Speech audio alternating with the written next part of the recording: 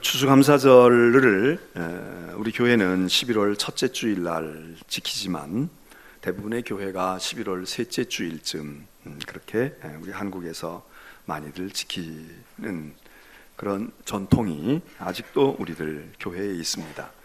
어떤 교회는 우리 추수감사절은 추석과 맞물려야지, 그래서 추석 때에 맞추어서 추석에다가 그 시점을 두어서 9월이든지 이렇게 추수감사 예배를 드리는 교회들도 왕왕 있기는 합니다.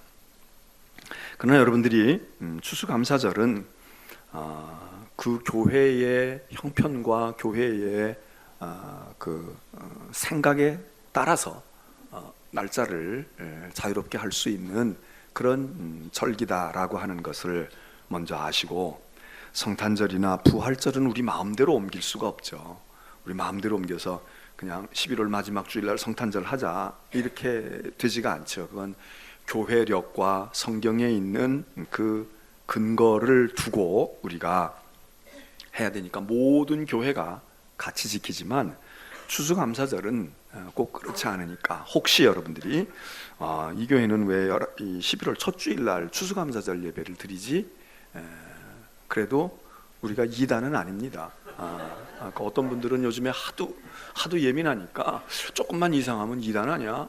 3단인가? 이렇게 생각을 하는데 그런 것은 여러분들이 염려하지 않으셔도 됩니다.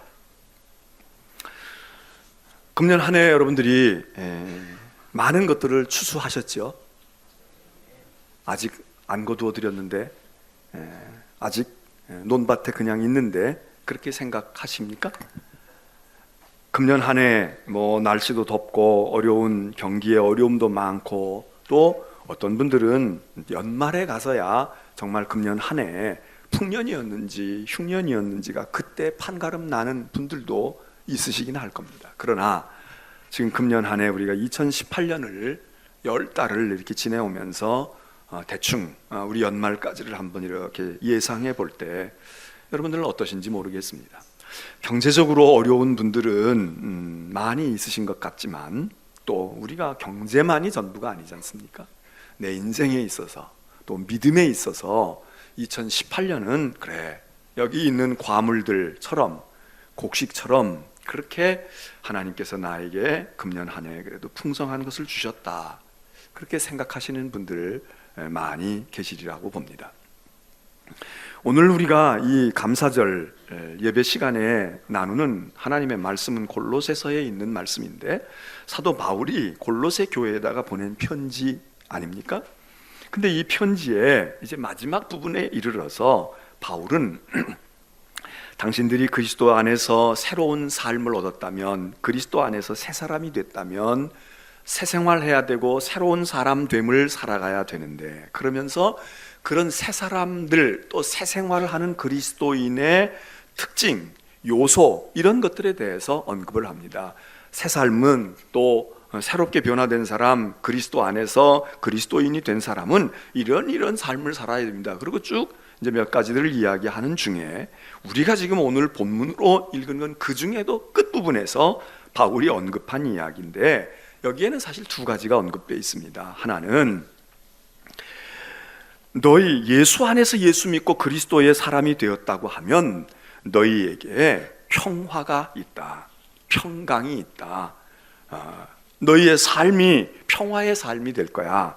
이런 첫째는 평화에 대한 이야기를 언급을 합니다.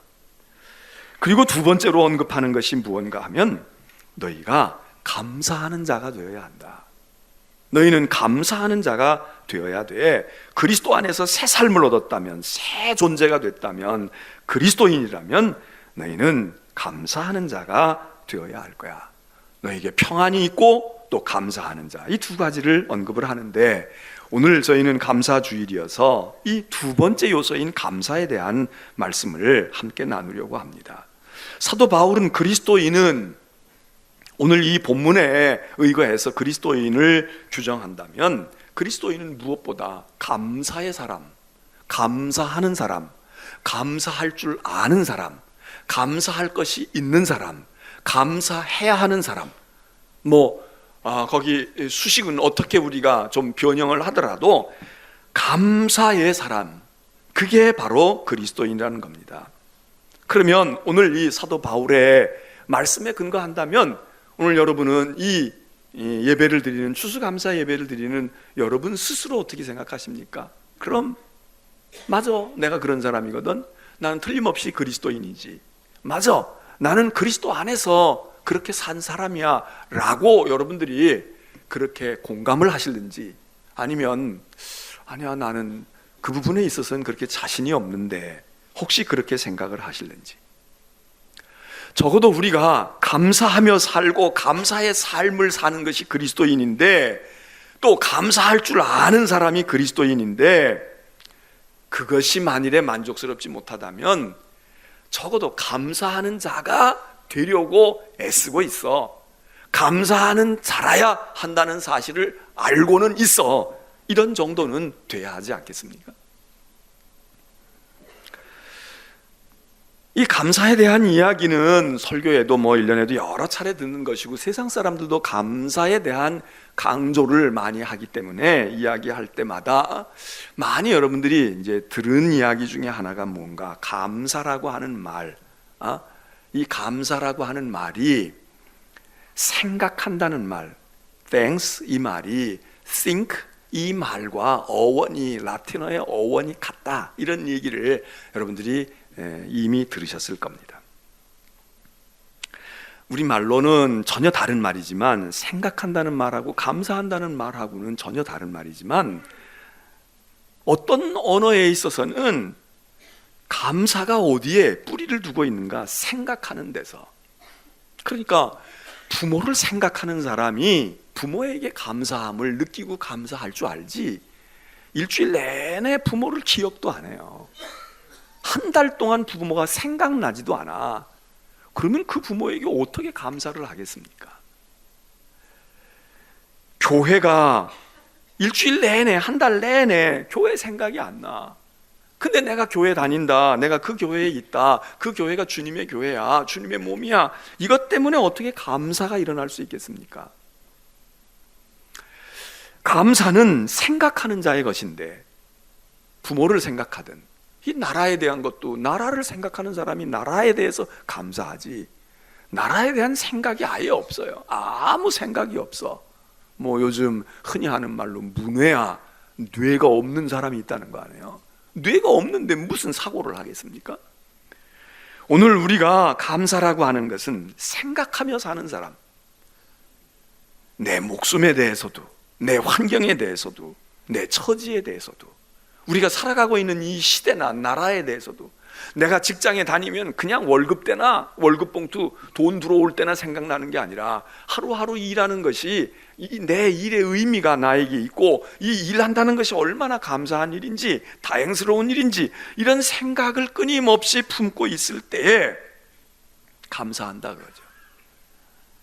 하나님께 대한 감사도 하나님을 생각하는 사람, 그리스도를 생각하고 주님을 생각하는 사람이 감사할 수 있지, 그렇지 않은 사람이 어떻게 불쑥불쑥 감사가 나오겠습니까?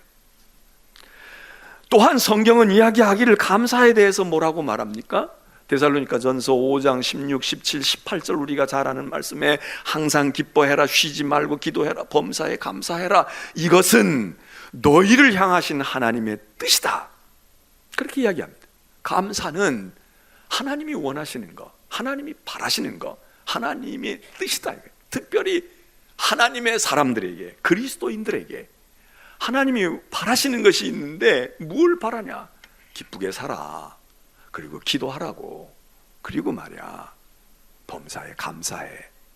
이게 하나님의 뜻이라는 거예요.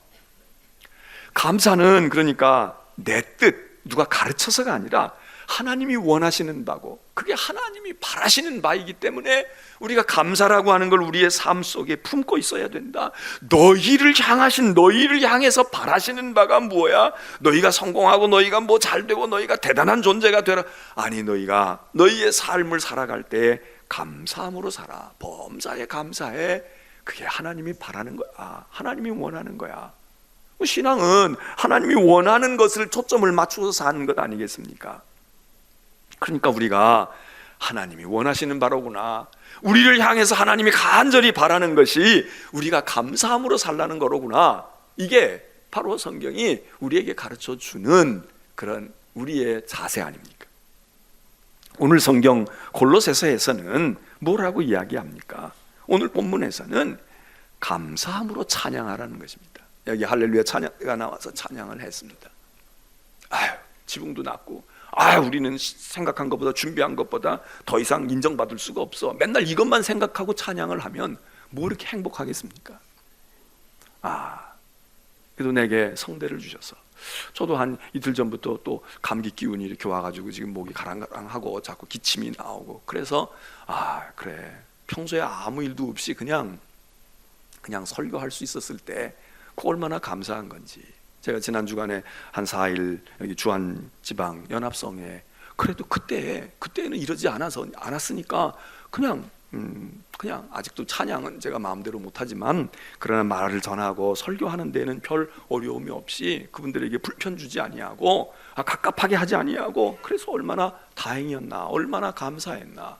그거 마치고 와서 이제 어제 그저께부터 약간 조금 이상한 증세가 보여. 지금 이제 목이 자꾸 가라앉고 여러분이 듣기에 불편하시게 됐는데, 그런 감사가 평소에 잘 모르잖아요. 근데 무언가가 상실되어지고 어려워지게 되면 그때가 좋은 거였어. 그때 말하는데 무슨 불편함을 못 느꼈는데 지금은 계속 의식이 된단 말이죠. 기침을 참아가면서 뭐가 어떻게 되면서 해야 된다, 이런 생각을 하니까 생각이 막 여기 집중이 돼 있단 말이죠.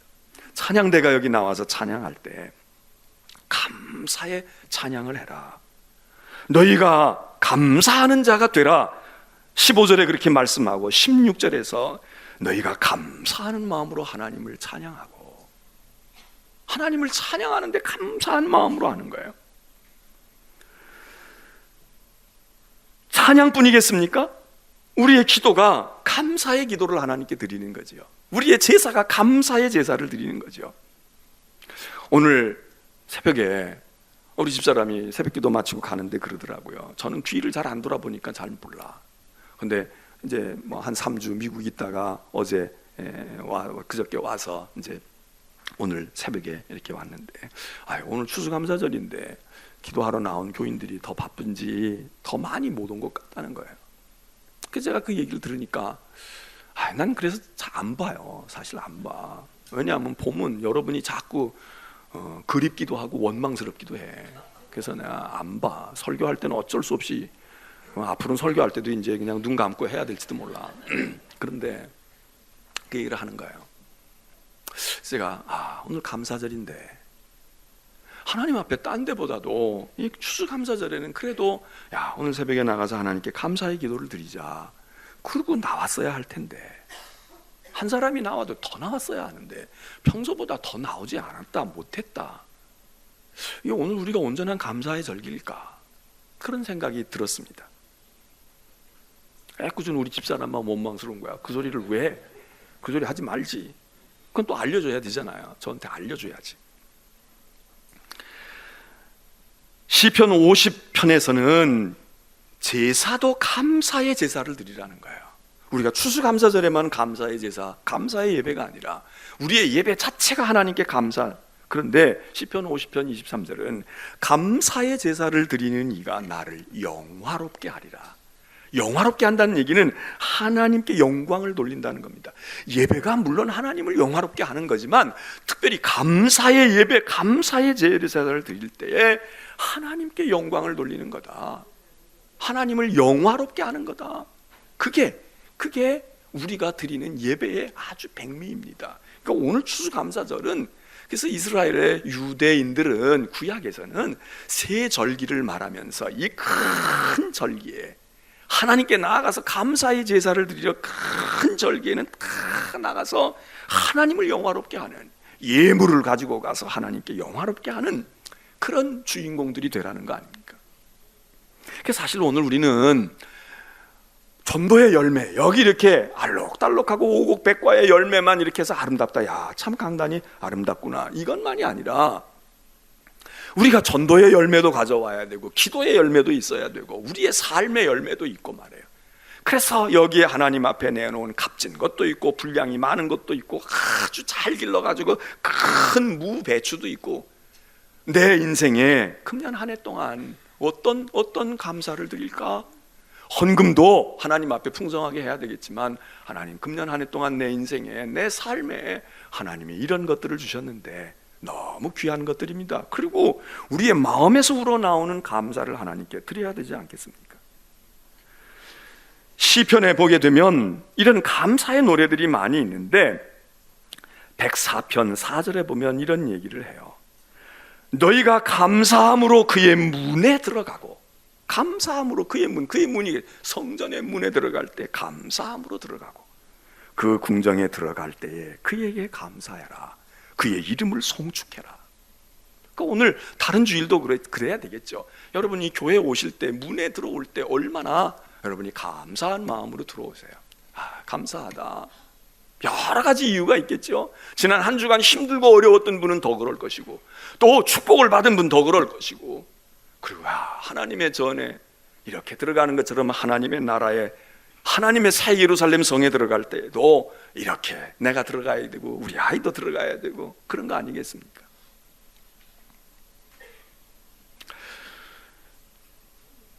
엊그제 우리 집사람이 공항에 왔는데 제가 이제 데리러 나갔습니다. 차에 탔는데 하는 얘기가 그거예요. 나한테 묻는 얘기가, 예주 어떻게 됐어요? 이러는 거예요. 예주가 누구냐 하면 이은경 권사의 둘째 딸, 아까 광고한 그 아이예요. 그러면서 뭐 딴 거보다도 그게 제일 궁금한가 봐요. 교회 별일 없죠? 뭐 이렇게 얘기하면서 예주 어떻게 됐냐고. 걔가 10월 말에 시험을 보고, 그리고 이제 우리 집사람은 11월 초에 이제 왔는데, 근데 제가 우리 집사람 데리러 가는데 공항에 이렇게 차를 가는데 뭐가 신호가 와요. 주차해 놓고 보니까 걔한테서 연락이 왔어. 방금 전에 연락을 저도 보고 지금 들어가서 우리 집사람을 이제 귀국한 우리 집사람 만났는데, 그래서 제가 얘기했어요. 그러지 않아도 지금 조금 전에 카톡이 나한테 왔는데 내가 읽어보니까 목사님 저 합격했어요 이러고 왔더라고. 우리 집사람이 미국 가서도 기도하는데도 뭐 건축 위해서도 기도해야 되고 우리 자식들 위해서도 기도해야 되고 그러지만 걔 기도를 제일로 먼저 하게 되더라는 거야. 걔 기도를, 저거 엄마가 저렇게 갑자기 세상 떠나고, 그리고 시험은 애가 보게 되어 있고 이랬는데 내가 그래도 기도 매일 했는데 너무 잘 됐다고, 너무 잘 됐다고. 오늘 그 예주가 아마 우리 교회는 못 왔을 거예요. 서울에 있으니까. 오늘 교회 가서 예배드리지 않겠어요? 뭐 어느 교회를 가든, 동네 교회를 가든, 어디 교회를 가든, 할머니 따라 가든, 걔가 예배당에 들어갈 때 얼마나 오늘 감사하겠어요. 성전 문에 들어갈 때 정말 그 인생의 청천벽력 같은 일을 겪고, 엄마가 있어서 뒷바라지를 해도 이게 불안하고 어려운 건데, 아니 난데없이 엄마가 병에 걸렸다 그러고, 병에 걸린 게 문제가 아니라 그냥 한두 달 만에 엄마가 이 세상 사람이 아니고 떠나고, 시험을 봐야 돼 말아야 돼. 걔가 무슨 쪽집게 과외 선생님한테 배우거나 비싼 학원에 다닌 것도 아니고 지금 막 고군분투하면서 그러고 있는데, 시험 보기 하루 전인가 이틀 전에 제가 카톡을 보냈어요. 예주야 힘들었지? 근데 잘 될 거야. 기도하고 그리고 힘내서 하고. 제가 그러고 이제 보냈어요. 답이 없더라고.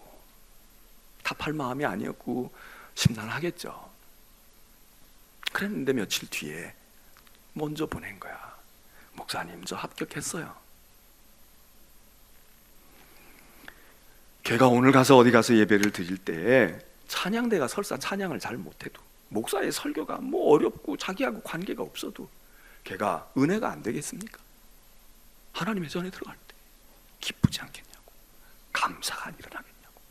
하나님, 그래도 하나님 나 학교 붙여주셔서 엄마는 없지만 이를 악물겠지요. 하나님. 그러니까 언니가 시험을 봤을 때 얘도 같이 봤어요. 보기는 아직 어린데도 불구하고 한 번 했어. 근데 떨어졌어. 작년에 언니는 합격했는데, 언니는 뭐 나이도 있고 말해. 그게 떨어진 것 때문에 애가 마음에 상처가 많았어요. 나도 됐으면 좋았을 텐데, 엄마한테 기쁨도 드렸을 텐데. 그리고 1년 동안 열심히 한 거지. 작심을 하고 한 거지. 근데 걔만이 하나님의 성전에 들어갈 때 기쁠까?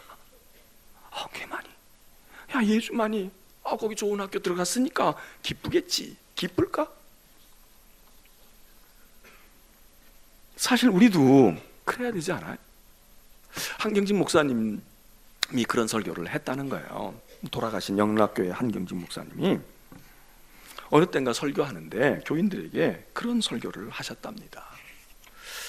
여기 있는 분들, 특별히 젊은 청년들이나 이런 분들은 잘 모르겠는데, 당신은, 한 목사님 당신은 어디 나갔다가 오든지 멀리 갔다 오든지 뭐 어디 가까이 신방 갔다 오든지 교회로 들어올 때, 교회 문을 통하여 들어올 때 너무너무 감사하다고, 자기는 이 예배당의 마당, 예배당의 문 통해서 들어올 때마다 당신은 너무너무 그때마다 늘 감사함이 넘친다고. 여러분들은 그걸 알겠냐고 그러시더라는 거예요. 그러면서 그분이 왜 그럴까? 그러면서 그런 얘기를 하셨대요. 본래는 여기가 여러분 교회가 아니었습니다. 여기가 천리교의 신전이었습니다. 그런데 언제부턴가 우리가 이곳에서 하나님께 예배하는 예배당이 됐습니다. 그분이 저 북한 신의주에서 월남해 오신 분 아닙니까? 저 압록강변에서 교인들을 데리고 남쪽으로, 거기 공산주의가 되고 그러니까 남쪽으로 오셔서 여기서 이제 교회 개척을 해가지고 영락교회를 개척하고, 그래서 주로 이북 분들이 많잖아요. 그분들이 빈 털터리로 왔단 말이에요. 그냥 단신으로 와가지고 그 남대문 시장에서 장사하고, 거기 시장들 많았으니까 시장에서 장사하는 분들이, 그 이북 분들이 생활력이 강하잖아요. 그래서 와가지고 그분들이 신앙이 있으니까 평양, 신의주, 원산, 여기가 대단한 신앙의 그런 아주 본거지들이거든요. 그러니까 신앙 가지고 와가지고 비록 재산은 다 놓고 오고, 그리고 그냥 거의 알몸으로 오다시피 했지만 그 믿음을 가지고 와서, 그래서 이 천리교가 있던 이 자리에다가 교회를 개척을 해가지고 교회를 세웠단 말이에요. 근데 이제 어떻게 해서 예배당을 조그맣게 지었는데 자꾸 교인이 많아지고 좁아서 어떻게 할 수가 없으니까 밖에 나가 이제 땅을 좀 더 넓게 해서 평평하게 고르고는, 그리고 거기다가 텐트를 치고 예배를 드리는데, 언젠가는 어느 땐가는 비가 쏟아지면 어떻게 할 수가 없죠. 그렇다고 요즘처럼 좋은 텐트가 아니고 옛날 푸장 뭐 뻔하잖아요. 그러니까 그렇게 하다 보면은 어느 때는 예배 드리다가 설교를 못 했는데도 비가 막 쏟아지면 이제 우리 기도로 마치고, 설교는 못했지만 기도로 잠시 기도하고 갑시다. 그래서 기도를 했다는 거예요. 언젠가도 그렇게 이제 비가 쏟아지고 그래서 설교를 못 하겠으니 우리 이제 마지막 기도하고 가자. 근데 그렇게 기도하다가 교인들이 그냥 막 이제 뭐 여러 가지가 복받쳤겠죠. 그러니까 울음바다가 다 되기도 하고,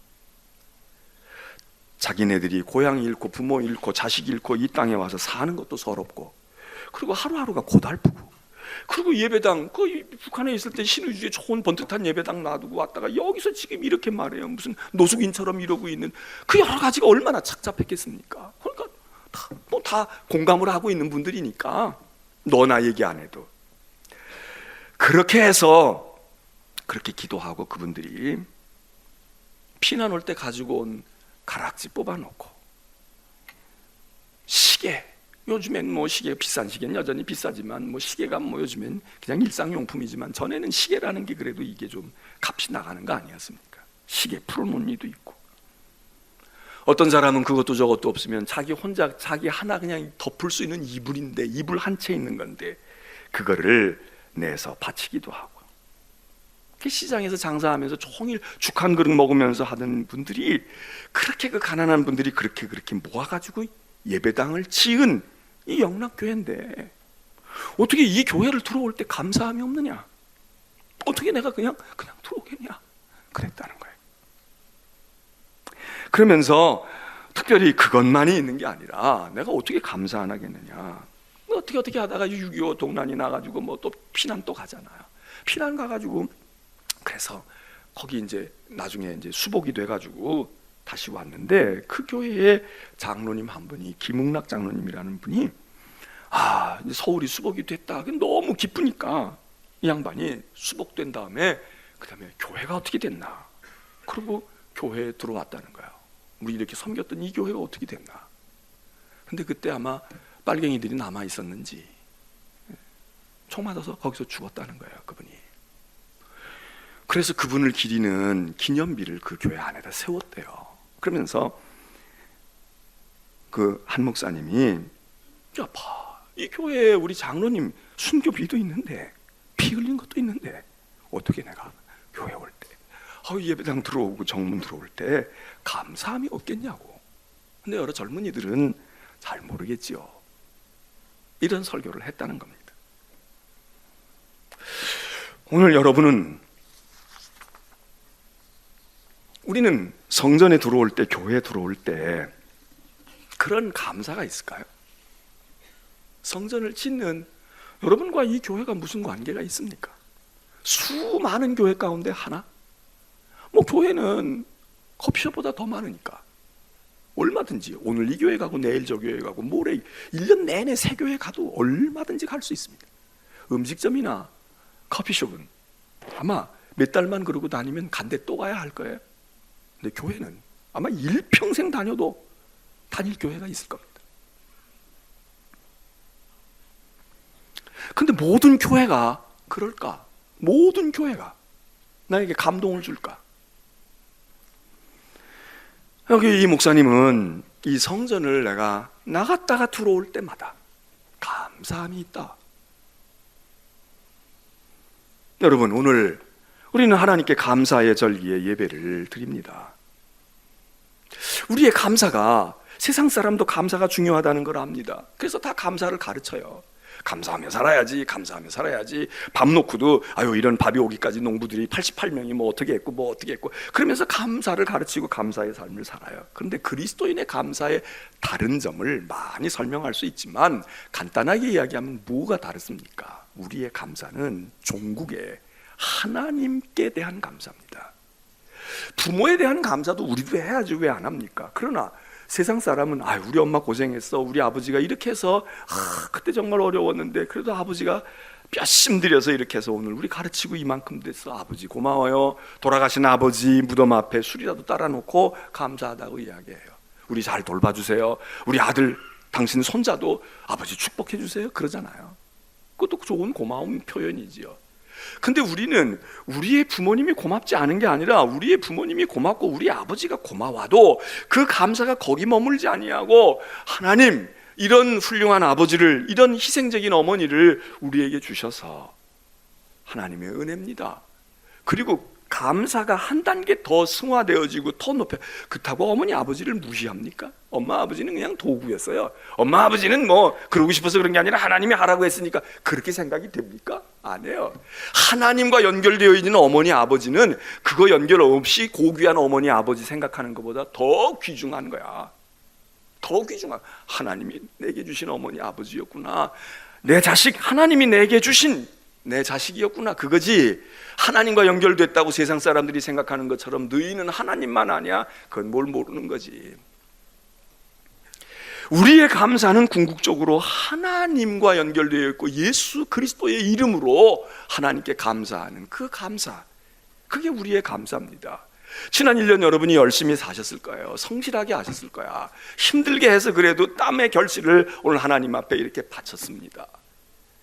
어머니 고맙고 아버지 고맙고 아내가 고맙고 자식이 고맙고 회사의 사장님이 고마울 수도 있고 내 부하 직원이 고마울 수도 있고 고마움이 우리에게 있어요. 그러나 우리는 그 모든 고마움의 근본에, 그리고 그 고마움의 최상부에 하나님, 그리고 하나님의 은혜, 하나님의 축복, 이것이 결국 우리의 감사의 본질이기 때문에 우리의 감사는 다르다 그 얘기입니다.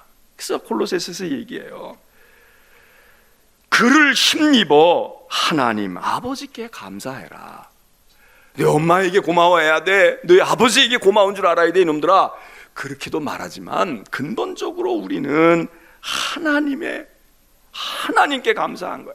그렇지, 하나님이 계셔서 우리 엄마 아버지도 붙들어 주셨고 엄마 아버지가 이렇게 해도 나를 이만큼 하게 해주셨고 우리의 사업도 세상 사람들은 감사를 자연에게 감사하는 사람도 있습니다. 그래서 아주 자연과 친하게 지내는 사람들 있잖아요. 산속에 들어가 살면서 자연에 들어가서 건강을 찾았다는 거야.